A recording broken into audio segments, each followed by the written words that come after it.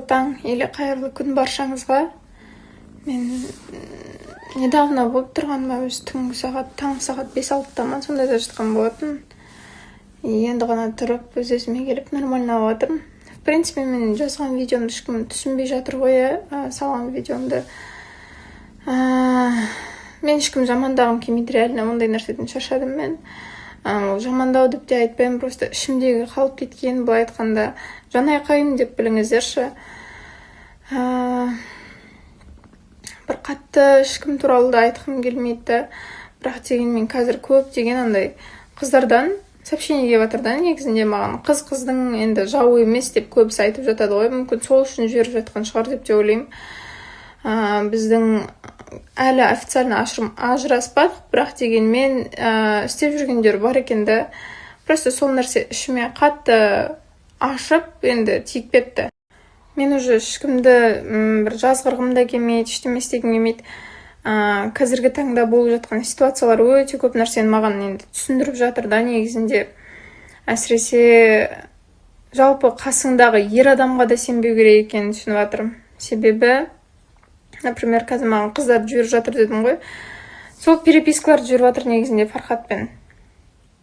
Енді ол адам біздің ажырасқанымыз официально әлі болмаса да, ұзақ уақыт өтпесе де қыздарға танысайық, кездесейік, тағы бір нәрсе ұнап жүреді негізінде маған деген сияқты көп нәрселерін жазып жіберіпті да.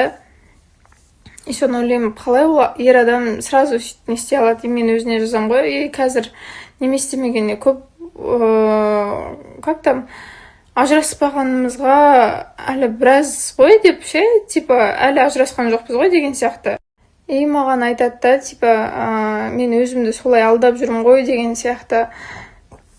Типа қыздарға барып, қыздарды алдап сөйтіп жүру оның өзінің алданышы екенді. И мен қыздар сіздерге айтам, жүріп жатқан қыздар болсын, соған сеніп отырған қыздар болсын, просто адам сіздерге ажырасқаннан кейін сразу жазатын болса, ондай адамнан қорқу керек сияқты меніңше. Өйткені білесіздер да, өздеріңіздің ешқандай сізге деген искренне чувство болмайтын, немесе өздеріңіздің жай ғана ойыншық болуларыңызды өздеріңіз қалайсыздар, болмаса бір любовница, тағы бір басқаның рөлін сомдап жаңағыдай үйреніп қалған адамдар мүмкін сондайға келсе ма деп ойлаймын. Өзім кішкене қыз екендеріңізді бағаласаңыздар деген сөзім ғой. Мен уже ешкім туралы, ешкім үшін көз жасымды төгетін емеспін, төгетін адам емеспін да, уже шаршадым ондай нәрседен. Қиналдым, маған оңай болған жоқ. Енді как-никак екінші рет сондай атаққа қалып тұрмын да. Қыз баласының артынан ереді, ер баласының артынан ұмтылып кетеді ол расымен де. Ешкім сені бүйтіп арқаңнан қақпайды да.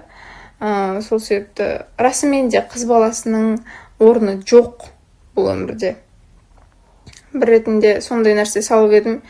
Енем жерден алып жүрген салған еді, бірақ енді ол нәрсе мүмкін өзімнің тілімнен болған шығар.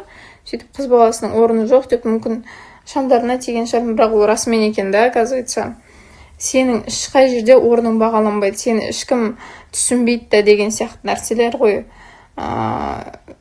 Жылап жүрсің, бүйтіп жүрсің деген сияқты адамдар көп жазады. Типа енді айтып жатыр ғой, Мадина өзің емес па соған таныстыққа ұсыныс жасаған, бүйткен, сөйткен деген сияқты.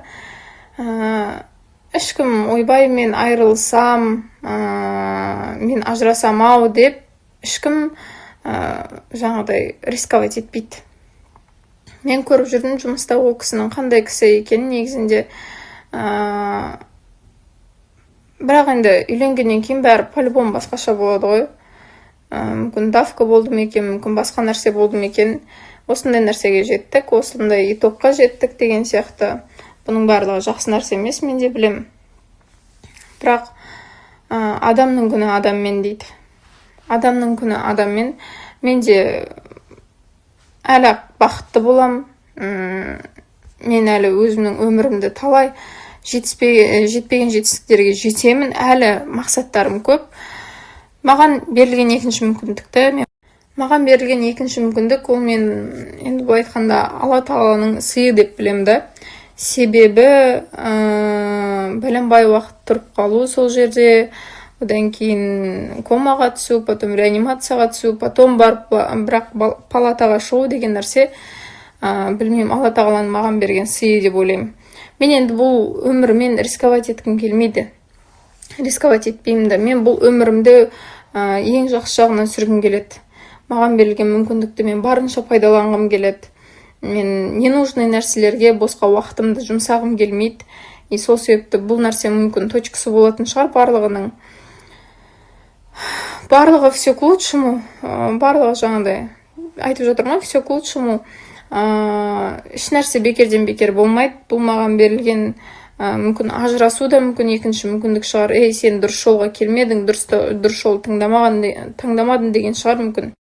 Мен өзімді өте қатты жақсы көремін. Басымды тік көтеріп жүре алатындай халдемін да негізінде.